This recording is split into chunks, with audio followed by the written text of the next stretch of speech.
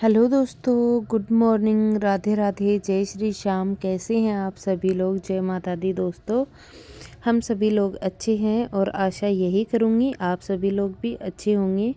तो दोस्तों देख लीजिए, सुबह का नज़ारा ऐसा लग रहा है ना कि बिल्कुल पहाड़ों में आके बस गए हैं हम लोग। और कितना खूबसूरत सा नज़ारा है सुबह सुबह का। और इस पेड़ में देखिए हरी हरी पत्तियां आने लगी हैं, तो ये भी बहुत सुंदर लगने लगा है अब। और बस मौसम ही आपको दिखा रही थी, तो सूर्य देवता के नज़ारे मैं भी ले रही थी, आपको भी दिखा रही थी। ऐसा लग रहा है जैसे धुंध अभी छटी ही हो, लेकिन ऐसा कुछ नहीं है। आजकल सर्दी ऑलमोस्ट अब चली ही गई है। और जो मंदिर की घंटियों की आवाज़ें, भजनों की आवाज़ें जो आती रहती है ना, सुबह सुबह मन को खुश कर देती हैं। और फिर मैं किचन में आ गई थी। देखिए हमारे लिए मैं पानी गर्म कर रही थी। पानी तो मैं ही पीऊँगी और थोड़ा सा पतिदेव भी पी लेंगे। और किचन से आपको मैं व्यू दिखा रही थी, काफ़ी सुंदर लगता है हमारे किचन का व्यू। और थोड़े दिन और देखने को मिलेगा आप लोगों को। अभी मैं पानी वानी गर्म करके पी चुकी हूँ और आ गई हूँ। ये देखिए बच्चे अपनी पढ़ाई कर रहे हैं, मैं गद्दे वगैरह समेट रही हूँ, क्योंकि ताकि नीचे टाइम टाइम से झाड़ू पोछा हो जाए। और अभी देखिए आपको खिड़की से धूप आती हुई दिख रही है, तो धूप भी निकल आई है। और पतिदेव ना फ्रेशन अप वगैरह होके वापस से अपने कंबल में घुस गए हैं। अभी वो उठने वाले नहीं हैं इतना जल्दी। तो अभी तो बच्चों के नहाने धोने का भी टाइम नहीं हुआ है, और मैं बच्चों वगैरह से बातें कर रही थी, कुछ कुछ बता तो रही थी उनको। और फिर पता नहीं मैंने क्या ही उठा के दिया, और कुछ तो मैं बोल रही थी, पता नहीं क्या ही बता रही थी, मुझे अभी याद भी नहीं आ रही हैं बातें। मैं बहुत जल्दी, आजकल मैं बहुत कुछ भूलने भी लगी हूँ। और देखते हैं क्या किया जा सकता है। और अभी काफ़ी सारी गपशप चल रही हैं। बातें बातें करने के बाद में मैं गद्दे वगैरह उठा के ना रख दूँगी।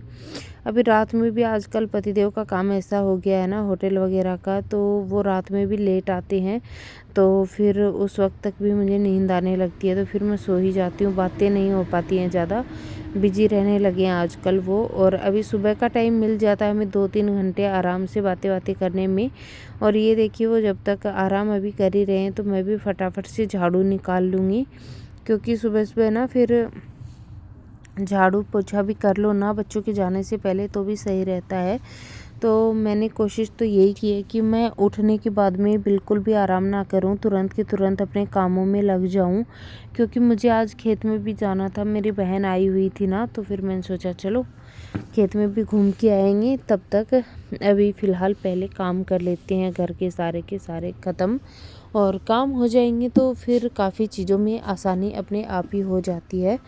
तो झाड़ू लगाऊंगी, फिर मैं आजकल बैठ के पोछा लगाने लगी हूँ। कभी कभी मैं बैठ के भी पोछा लगा देती हूँ। अच्छा, एक बात तो ना माननी पड़ेगी, आप ना अपने घर को जिस तरह से चाहो ना वैसे रख सकते हो। तो कचरा देखिए कितना सारा है, और मैं बता रही थी कि आप घर को जैसे चाहो वैसे रख सकते हो। तो ना बैठ के पोछा लगाने में भी फ़र्क होता है, खड़े खड़े पोछा लगा दो उसमें भी फ़र्क होता है। फिर आप ना झाड़ू किस टाइप से कर रहे हो वो भी बहुत मैटर करता है। और फिर वो बात है, पानी डाल के अगर आप धो दोगे अच्छे से, रगड़ रगड़ के घर को, टाइल्स को साफ़ कर दोगे अच्छे से रगड़ के, उसकी होड़ तो भाई कोई चीज़ नहीं कर सकती। आप चाहे वैक्यूम क्लीनर ले लो, चाहे रोबो वैक्यूम ले लो, चाहे आप पोछा मारने वाला रख लो, और चाहे और कुछ कर लो, लेकिन जो सफाई आपके हाथ से पोछा लगाने में और धो के फर्श साफ़ करने में सफाई जो आती है ना, वो तो आपका कोई पोछा भी नहीं कर सकता है। तो आप कितनी से बढ़िया मोप वगैरह ले लो। मेरे पास मोप तो नहीं है, लेकिन मैं वाइपर में ही कपड़ा डाल के, माइक्रोफाइबर वाला क्लॉथ, उसी से लगा लेती हूँ। वॉशरूम के आगे से तो मैं भी वाइपर से ही लगाती हूँ, लेकिन हाँ किचन में और रूम में मैं हाथ से पोछा लगा लेती हूँ। अच्छा, मैंने रिसेंटली ना एक कहावत पढ़ी थी कि जिसको भी अपना घर छोटा लगता है ना, वो एक बार बैठ के पोछा लगा ले, पूरे घर में महल लगेगा, महल उसको अपना घर। तो ये बात वही सही है, बैठ के पोछा लगाने में ना आजकल लोगों को आदत ही नहीं रही है बैठ के पोछा लगाने की। तो आदत बिगड़ने की वजह से ना हमारी हेल्थ पे भी बहुत ज़्यादा फ़र्क पड़ने लगा है। तो मैं तो यही सोचती हूँ कि ना हैबिट्स को छोड़ना नहीं चाहिए, अपनी रूट्स को और अपनी हैबिट्स को कभी भी अच्छी चीज़ें अपनानी चाहिए। अगर आपके पास टाइम नहीं है ना तो फिर आप मोप वगैरह से पोछा लगा लो, लेकिन अगर आपके पास टाइम है ना, घर में आप एक हाउसवाइफ है ना, तो 5 मिनट और फालतू लग जाएंगे आपको। आप ना बैठ के अच्छे से पोछा लगा लो, ताकि आपकी भी हेल्थ सही रहेगी और साथ ही साथ घर भी एकदम चमक जाएगा। यहाँ देखिए, मैंने तो अपने घर को एकदम से चमका दिया है। वॉशरूम वगैरह के आगे ना घर ज़्यादा वो नहीं है, सूखा नहीं है अभी, तो मैंने बच्चों को भी मना कर दिया था कि तुम लोग अभी मत जाओ, उधर सूखा नहीं है, गीला ही है, अभी पैरों की छाप लगा के आ जाओगे, फिर मुझे फिर से सफाई करनी पड़ेगी। तो इससे अच्छा है थोड़ा सूखने दो। बच्चों ने अभी ना दूध वगैरह नहीं पीते हैं बच्चे आजकल। तो अभी मैं आ गई हूँ, देखिए किचन में वापस से मैंने पोछा वगैरह लगा दिया। बच्चे नहाएंगे धोएंगे, तो मैंने दूध निकाल तो दिया था, लेकिन कुछ लगा हुआ था टिफ़िन में, तो मैंने एक साइड से दूध वापस निकाला और टिफ़िन को अच्छे से वॉश करके अब मैं इसमें निकाल लूँगी। फिर मेरा एक मन किया कि मैं इसी में चाय बना देती हूँ। फिर पतिदेव ने बोला वो अभी चाय पियेंगे नहीं, तो फिर मैंने वापस से दूध की घूंट वापस डाल दिया। मैंने 2-3 बार ये प्रोसेस किया है, आज मैंने दिखाया आपको 2 बार ही है। और फिर पोंछ के दूध तो मैंने फ्रिज में रख दिया है। अच्छा, आप लोग मुझे बताइएगा, आप लोग सर्दियों में फ्रिज को बंद कर देते हैं क्या? और ना कल मैं इंडिया पाकिस्तान का मैच देख रही थी काफ़ी लेट तक, तो फिर मैंने किचन को अच्छे से डीप क्लीन ही नहीं किया था।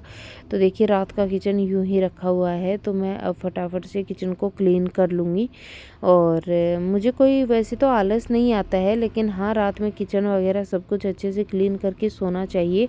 लेकिन वही है, मैं कभी कभी टीवी देखने लग जाती हूँ ना, उस दिन मेरा किचन रह ही जाता है, मेरी भी ना नीयत बिगड़ जाती है किचन की तरफ से।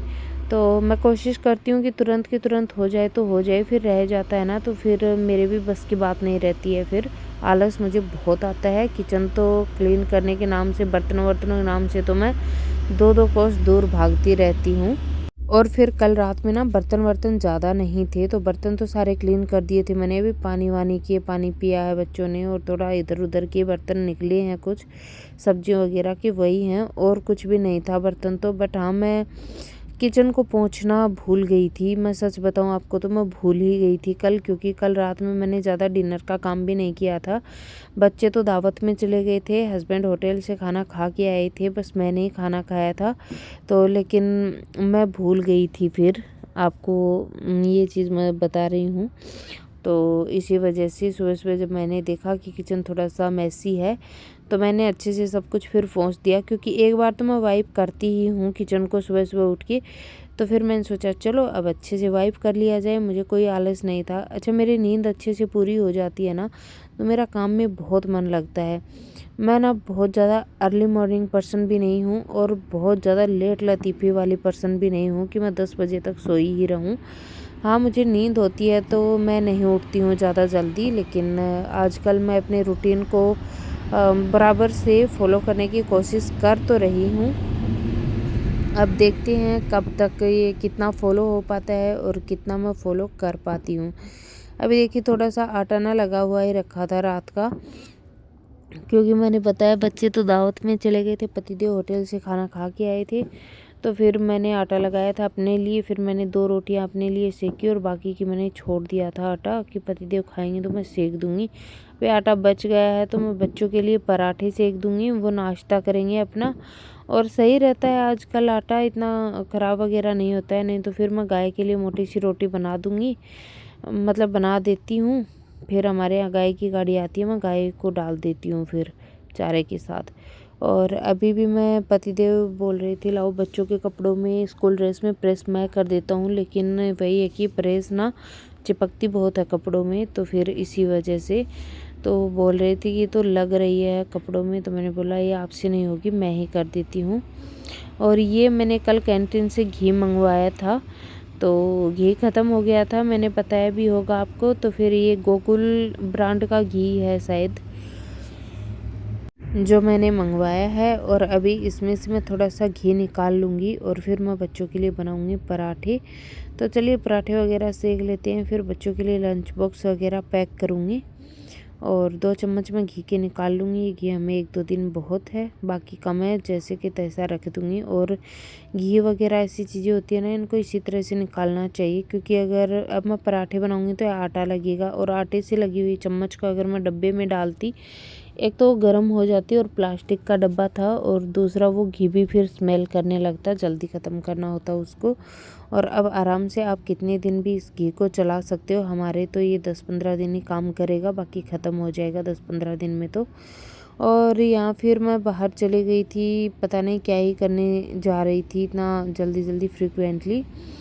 प्रेस फ्रेश ही करने जा रही होंगी, लेकिन हाँ मैं बच्चों को खाना देने गई थी, उनको नाश्ता पकड़ाया मैंने।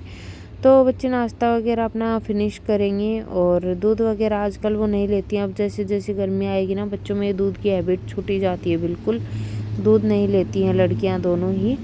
मैं कोशिश करती हूँ कि उनको दूध पिलाऊं, लेकिन वो नहीं पीती हैं। तो मैं भी अब फिर ज़्यादा फोर्स तो बच्चे को करके पिला नहीं सकते।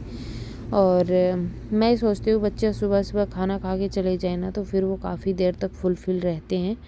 और बस चलिए, यहाँ पे मैं कुछ कुछ और भी साथ के साथ काम करती जा रही थी। ये देखिए, मैंने रोटियां रात की निकाल के रख दी हैं बाहर, क्योंकि अब कितनी रोटियां खाएगा एक इंसान।